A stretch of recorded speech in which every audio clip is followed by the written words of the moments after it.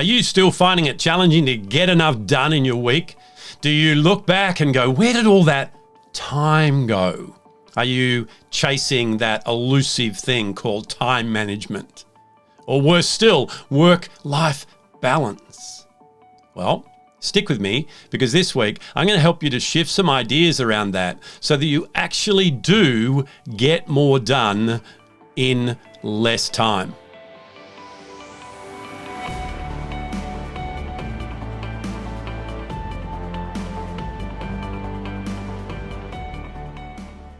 Hi, this is Grant Herbert, VUCA Leadership and Sustainable Performance Coach, and today I want to continue our conversation in the area of our professional leadership skills by helping you to manage what you can control. I'm going to say it right off the bat. Time management is a myth. It's something that we were taught back in the 80s and 90s. It continued into the 2000s and beyond, and it is something that doesn't work.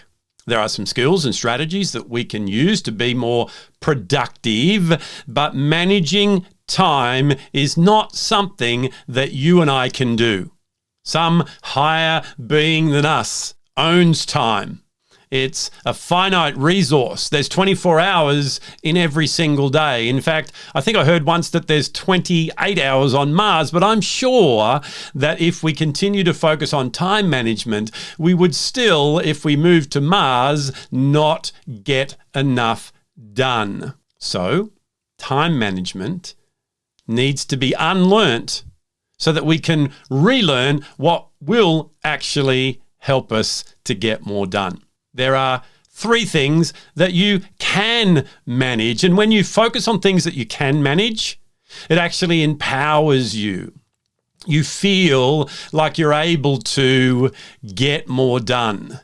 You, instead of chasing time, are looking at outcomes. So let me introduce you to these 3 things that you can manage. The first one is expectations. The second is your environment. And the third, and I believe the most important of all 3, in fact, the first 2 have an impact on this third one, and that is your energy. Having enough energy to be who you need to be in every area of your life is going to allow you to be more productive and to do so without burning out. So let's have a look at each of these 3.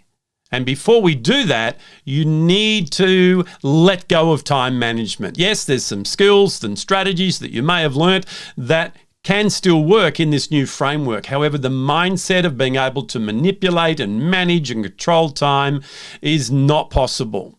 So let it go, drop it there, and then come with me on the rest of the journey. So let's start with managing expectations.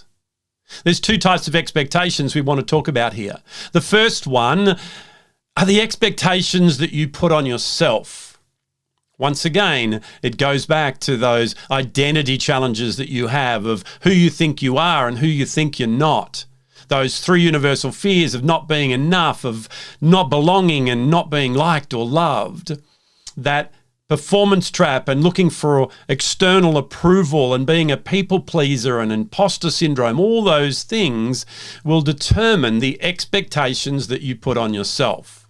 So if you're putting on expectations that if I get this amount of stuff done, I'll fit in, I'll be good enough, then it's coming from a foundation of psychology and of brain-body balance that's not going to allow you to do that. So the second area of expectations are the expectations from others. Now, once again, this is something that you need to be able to navigate and manage, and that takes a strong personal power. It takes assertiveness. It takes a high level of self-worth and self-care to be able to have conversations with people who are setting expectations with you without the fear that they won't like you, that they won't see you as being good enough, that you don't belong. So managing expectations in a way that allows you to have the energy that you need to be able to get everything done that you need to be done. To manage those expectations allows you to stick to the priorities, the things that are going to give you the biggest bang for your buck, that are closest to what it is that you want to achieve. So learning how to shift and manage your expectations will definitely help you to be more productive. The second area for you to manage is your environment. I don't care about how many memes are written that say things like an untidy desk is the sign of genius. No, it's just a sign of overwhelm. It's a sign of someone who hasn't got their stuff organized, having things in the right place and being able to find them when you can. It's just common sense that that's going to allow you to get more done in a shorter period of time. However, the environment that I want to focus on first is the environment in your mind. What you're allowing to go in, what you're ruminating on, your self-talk, that is the environment that you want to work on first. When that's clear, when you've got focus and you're able to have intentionality in the moment to focus on what it is that you're doing without those disruptive thought patterns, you're definitely going to get more done.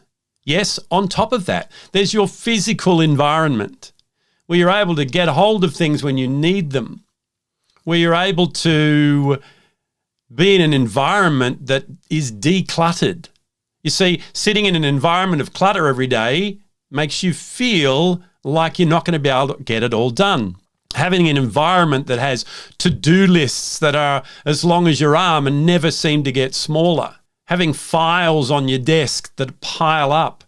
An inbox that lets you know that other people's expectations are piling up even more. Those things in your environment mean that you are not going to be able to feel how you need to feel to get things done. So it's important to manage your environment. Your environment also stems to things like when you allow people to encroach on your time. Whether you've got an open door policy, a closed door policy, or whatever it is in your workplace, you need to be able to have a culture that values each other's space so that you can have a structure that's set up that people contact each other at certain times, etc., so you can be more productive. So there are many things that you can do in your environment. Another great thing is to make sure that those things that are important to you, your reason for being and doing, are there in view so that they inspire you, so they remind you of what it is that you're doing. It could be a trip that you're taking overseas. It could be your family. Whatever's important to you is the only thing that matters. And the third area, as I said, is managing your energy. Your energy is a finite resource. The way you look after your energy and conserve your energy will determine whether or not you get things done.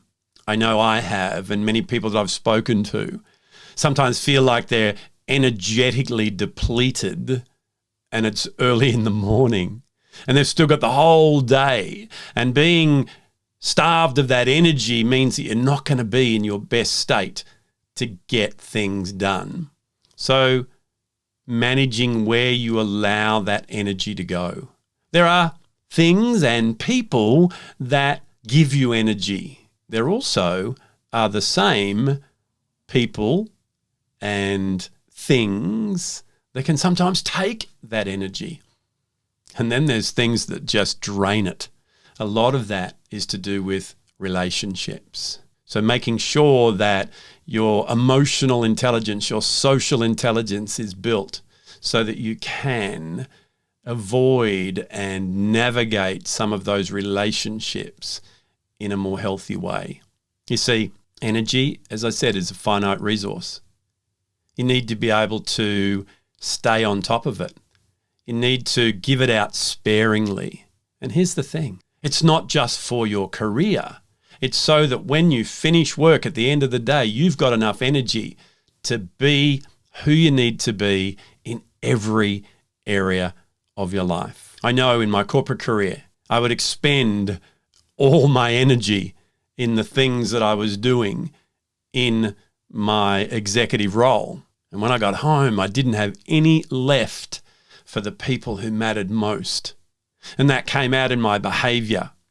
I've told this story before where I came home after a long day and it was late and I drove home and my phone was going all the way home and people were sucking more and more energy from me. And when I got home, my little baby twins, who were about 15 months old, come running towards the door going, "Daddy, Daddy, Daddy."